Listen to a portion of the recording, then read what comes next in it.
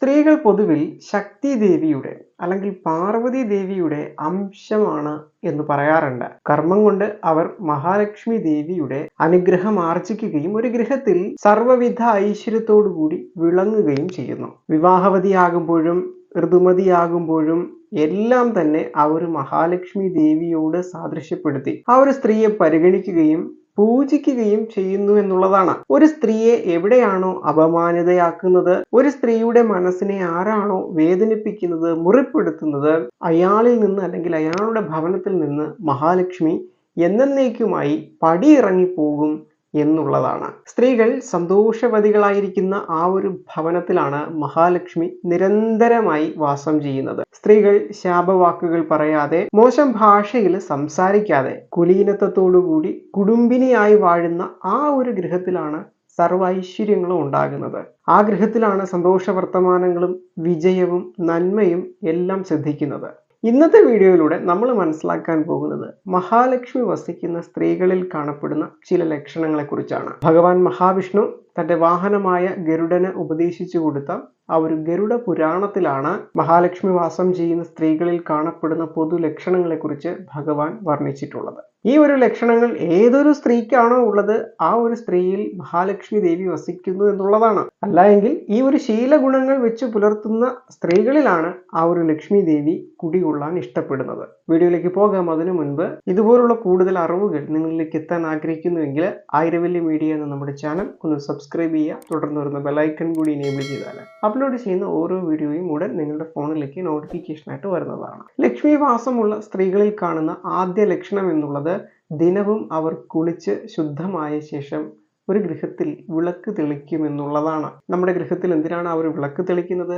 പ്രഭാത സന്ധ്യയിലും സായാഹ്ന സന്ധ്യയിലും നമ്മുടെ ഗൃഹത്തിലേക്ക് സർവ്വവിധ സമ്പത്തും ഐശ്വര്യവും സമാധാനവും ശാന്തിയുമായി കടന്നു വരുന്ന ആ ഒരു ലക്ഷ്മി ദേവിയെ ആനയിച്ച് നമ്മുടെ ഗൃഹത്തിനുള്ളിലേക്ക് കൊണ്ടുവരുന്നതിനും ഗൃഹ ഐശ്വര്യത്തിനു കൂടിയും വേണ്ടിയാണ്. അതുകൊണ്ട് തന്നെ ഈ ഒരു ലക്ഷ്മി സാന്നിധ്യമുള്ള സ്ത്രീകൾക്ക് ഈ ഒരു കർമ്മം അല്ലെങ്കിൽ ഈ ഒരു വിളക്ക് തെളിക്കുന്ന ശീലം ഉപേക്ഷിക്കുവാൻ അവർക്ക് ഒരിക്കലും സാധിക്കില്ല എന്നതാണ്. പുറത്തു മാറുന്ന ആ ഒരു സന്ദർഭങ്ങളിൽ അല്ലെങ്കിൽ പീരീഡ്സ് സമയങ്ങളിൽ ഒഴികെ ഗൃഹത്തിൽ ആ ഒരു വിളക്ക് തെളിക്കുന്ന എല്ലാ സ്ത്രീകളിലും ആ ഒരു മഹാലക്ഷ്മി ദേവിയുടെ ചൈതന്യമുണ്ട് എന്നുള്ളത് തന്നെയാണ്. ഇനി ആ ഒരു രണ്ടാമത്തെ ലക്ഷണം എന്ന് പറയുന്നത് ഒരു ഗൃഹത്തിൽ ആ ഒരു മഹാലക്ഷ്മി വാസം ചെയ്യുന്നത് ആ ഒരു ഗൃഹത്തിന്റെ അടുക്കളയിലാണ്. അടുക്കള ഏറ്റവും കൂടുതൽ അവർ വൃത്തിയോടുകൂടി സൂക്ഷിക്കുകയും അടുക്കള ഏറ്റവും മനോഹരമാക്കി വെക്കുകയും ചെയ്യുന്ന സ്ത്രീകളാരോ ആ സ്ത്രീകളിൽ ഈ ഒരു ലക്ഷ്മി ദേവിയുടെ ചൈതന്യം കൂടുതലായി നിറഞ്ഞിരിക്കുന്നു എന്നതാണ്. ചില ഗൃഹങ്ങളിലൊക്കെ പോയി നോക്കിക്കഴിഞ്ഞാൽ അടുക്കള വളരെ അലങ്കോലമാക്കി ഇട്ടിരിക്കുന്നത് കാണുവാൻ സാധിക്കും. എന്തായാലും നമ്മുടെ ഈ വീഡിയോകളൊന്നും കാണുന്ന ഒരാളുടെയും ഗൃഹത്തിൽ അത്തരത്തിൽ അടുക്കള മോശപ്പെട്ട അവസ്ഥയിലൊന്നും ആയിരിക്കില്ല എന്ന് എനിക്ക് ഉത്തമ ബോധ്യമുണ്ട്. ഈ വിധത്തിൽ അടുക്കള പരിശുദ്ധമായി കാണുകയും എച്ചിൽ പാത്രങ്ങൾ നിരത്തി വെക്കാതെ അതിനെ കഴുകി വൃത്തിയാക്കിയ ശേഷം മാത്രം രാത്രികളിൽ ഉറങ്ങാൻ പോകുകയും ചെയ്യുന്ന ശീലഗുണം ഏതൊരു സ്ത്രീകൾ വെച്ച് പുലർത്തുന്നുവോ ആ ഒരു സ്ത്രീയിൽ ആ ഒരു ലക്ഷ്മി ചൈതന്യമുണ്ട്, അല്ലെങ്കിൽ ലക്ഷ്മി ദേവി ആ ഒരു സ്ത്രീയിൽ വസിക്കാൻ ഇഷ്ടപ്പെടുമെന്നതാണ്. ഈ പറയാൻ പോകുന്ന ശീലഗുണങ്ങളെല്ലാം വെച്ച് പുലർത്തിയാൽ ലക്ഷ്മി വാസം ഇല്ലാത്ത ഒരു സ്ത്രീയിൽ കൂടി ആ ഒരു ലക്ഷ്മി ദേവി വസിക്കാൻ തുടങ്ങുകയും ക്രമേണ ജീവിതത്തിൽ പല മാറ്റങ്ങളും പുരോഗതിയും സന്തോഷവും കൈവരുകയും ചെയ്യുമെന്നുള്ളതാണ്. മൂന്നാമത്തെ ആ ഒരു ലക്ഷണം എന്ന് പറയുന്നത് തുളസി പരിചരണമാണ്. തുളസി ചെടിയോട് മാത്രമല്ല പൂച്ചെടികളോടും സ്ത്രീകൾക്കൊരു പ്രത്യേക ആകർഷണം ഉണ്ടായിരിക്കും. ലക്ഷ്മി വാസമുള്ള സ്ത്രീകളൊക്കെ തന്നെ ആ ഒരു തുളസി ചെടിയെ നട്ടു പരിപാലിക്കുന്നവരും സൗരഭ്യമാർന്ന പൂച്ചെടികളെ നട്ട് പരിപാലിക്കുന്നവരുമായിരിക്കും. തുളസിക്കതിര് പലപ്പോഴും പൊട്ടിച്ച് അത് മുടിയിൽ ചൂടുന്ന ശീലമൊക്കെ നമുക്ക് ഇവരിൽ കാണുവാൻ സാധിക്കും. ഈ വിധത്തിൽ ഒരു സ്ത്രീ ആ ഒരു തുളസിക്കതിര് പൊട്ടിച്ച് അവരുടെ ആ ഒരു മുഴുത്തുമ്പിൽ ചൂടുമ്പോൾ അങ്ങനെ ചെയ്യാൻ പാടില്ല, അത് തെറ്റാണ് എന്നൊന്നും പറയാൻ പാടില്ല. കാരണം ആ ഒരു സ്ത്രീയുടെ ഉള്ളിലെ ലക്ഷ്മി ചൈതന്യമാണ് ആ വിധത്തിലൊക്കെ ചെയ്യുവാൻ അവരെ പ്രേരിപ്പിക്കുന്നത്. അതുപോലെ തന്നെ ചെടികളിൽ വിടരുന്ന പൂക്കൾ കൊണ്ട് മാല കോർത്ത് തലയിൽ ധരിക്കുക, പ്രത്യേകിച്ച് മുല്ലപ്പൂവൊക്കെ ആ ഒരു തലയിൽ ചൂടുന്നത് ആ ഒരു ലക്ഷ്മി സാന്നിധ്യമുള്ള സ്ത്രീകളാണ്, അല്ലെങ്കിൽ കൂടുതൽ ഐശ്വര്യം കൈവരുന്നതിന് വേണ്ടിയാണ്. ഇനി ആ ഒരു നാലാമത്തെ ലക്ഷണം എന്ന് പറയുന്നത് ഗൃഹത്തിൽ പാചകം ചെയ്തു കഴിഞ്ഞാൽ ആ ഒരു ഭക്ഷണം സ്വയം കഴിക്കുന്നതിന് മുൻപായി ഗൃഹത്തിലെ മറ്റംഗങ്ങൾക്ക് വിളമ്പിക്കൊടുക്കുകയോ അതുമല്ലെങ്കിൽ മിണ്ടാപ്രാണികൾക്ക് ആ ഒരു ഭക്ഷണം വിളമ്പിക്കൊടുക്കുകയോ ചെയ്യുന്ന ശീലഗുണം മഹാലക്ഷ്മി വസിക്കുന്ന സ്ത്രീകൾ വെച്ച് പുലർത്തിയിരിക്കും. മഹാലക്ഷ്മി എന്ന് പറയുന്നത് അന്നപൂർണയാണല്ലേ.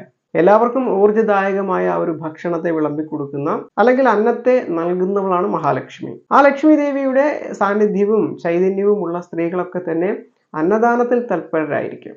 പ്രകൃതിയിലുള്ള മിണ്ടാപ്രാണികൾക്ക് ഭക്ഷണം പകർന്നു കൊടുക്കാനും കൂടുതൽ താല്പര്യം ഉണ്ടായിരിക്കും. എവിടെ നിന്നെങ്കിലും വിശന്നു വലഞ്ഞു വരുന്ന ഒരു നായയോ അല്ലെങ്കിൽ ഒരു പൂച്ചയോ പക്ഷി മൃഗാദികൾക്കൊക്കെ തന്നെയും ഇത്തരത്തിൽ ഭക്ഷണം കൊടുക്കുന്ന ഏതെങ്കിലും ഒരു സ്ത്രീയെ നിങ്ങൾക്ക് അറിയാമെങ്കിൽ ഉറപ്പിച്ചുകൊള്ളുക, ആ ഒരു സ്ത്രീയിൽ മഹാലക്ഷ്മി ദേവിയുടെ വാസമുണ്ട് എന്നതാണ്. എന്നായിരുന്നാലും ആ സ്ത്രീകളൊക്കെ തന്നെ താൽക്കാലികമായിട്ട് ദുഃഖങ്ങളൊക്കെ ഉണ്ടാകുമെങ്കിലും അവരൊക്കെ തന്നെ ജീവിതത്തിൽ ഒരു നാൾ വിജയിക്കും. ജീവിതത്തിൽ സർവ്വവിധ സമ്പൽ സൗഭാഗ്യവും ആ ഒരു സ്ത്രീക്ക് കൈവരും എന്നുള്ളതാണ്. അഞ്ചാമത്തെ ആ ഒരു ലക്ഷണം എന്ന് പറയുന്നത് പ്രായത്തിൽ കവിഞ്ഞവരെ ബഹുമാനിക്കുന്ന ശീലം ഉണ്ടായിരിക്കും. തന്നെക്കാൾ പ്രായമുള്ള വാർദ്ധക്യ ദശ പ്രാപിച്ച ജീവിതത്തിൽ ദുരിതം അനുഭവിക്കുന്ന ആളുകൾക്ക് ഒരു കൈത്താങ്ങായി വർത്തിക്കാൻ ആഗ്രഹിക്കുന്നവളായിരിക്കും. അവരുടെയൊക്കെ വയ്യായികകളിൽ ഇപ്പൊ ഗൃഹത്തിലുള്ളവർ തന്നെയാണ് എങ്കിൽ പോലും അവരുടെ ആ ഒരു വയ്യായികയിൽ അവരോടൊപ്പം ഇരുന്ന് അവരെ സാന്ത്വനിപ്പിക്കുകയും അവരെ പരിചരിക്കുകയും ചെയ്യുന്ന ശീലഗുണം വെച്ചു പുലർത്തുന്നത് ലക്ഷ്മി ദേവിയുടെ വാസം നിറഞ്ഞിരിക്കുന്നതായ മനസ്സോടുകൂടിയ സ്ത്രീകളാണ്. ഇനി ആറാമത്തെ ആ ഒരു ലക്ഷണം എന്ന് പറയുന്നത് ലക്ഷ്മി ചൈതന്യമുള്ള സ്ത്രീകൾ ബ്രാഹ്മമുഹൂർത്തത്തിൽ തന്നെ എഴുന്നേൽക്കുന്നവരായിരിക്കും എന്നുള്ളതാണ്. പുലർച്ചെ സൂര്യോദയത്തിന് മുൻപുള്ള ആ ഒരു സമയമാണ് ഈ ഒരു ബ്രഹ്മമുഹൂർത്തം അല്ലെങ്കിൽ ബ്രാഹ്മമുഹൂർത്തം എന്ന് വിശേഷിപ്പിക്കുന്നത്. അത് രാവിലെ എഴുന്നേറ്റ് ഗൃഹത്തിലെ ജോലികളൊക്കെ ചെയ്ത് പൂർത്തീകരിക്കുന്ന സ്ത്രീകൾ ശരിക്കും ലക്ഷ്മി ചൈതന്യമുള്ളവരും ലക്ഷ്മി ദേവിയുടെ അനുഗ്രഹമുള്ളവരുമാണ്. ഏഴാമത്തെ ആ ഒരു ലക്ഷണം എന്ന് പറയുന്നത് ആരുടെയും കുറ്റവും കുറവും പറയാത്ത ഒരു വ്യക്തിത്വ ഉടമയായിരിക്കും ലക്ഷ്മി ദേവിയുടെ അനുഗ്രഹമുള്ള സ്ത്രീകൾ. പാവങ്ങളെ പുച്ഛിക്കുകയോ ഒരുപാട് ധനമുള്ളവരെ അസൂയയോടുകൂടി നോക്കി കാണുകയോ ചെയ്യാതെ എല്ലാവരെയും സമഭാവനയോടുകൂടി എല്ലാവർക്കും ബഹുമാനം കൊടുത്ത് സംസാരിക്കുന്ന ആ ഒരു ശീലഗുണമുള്ള സ്ത്രീകളെ കണ്ടാൽ ഉറപ്പിച്ചോളൂ, അവരിൽ ആ ഒരു ലക്ഷ്മി ചൈതന്യമുണ്ട്.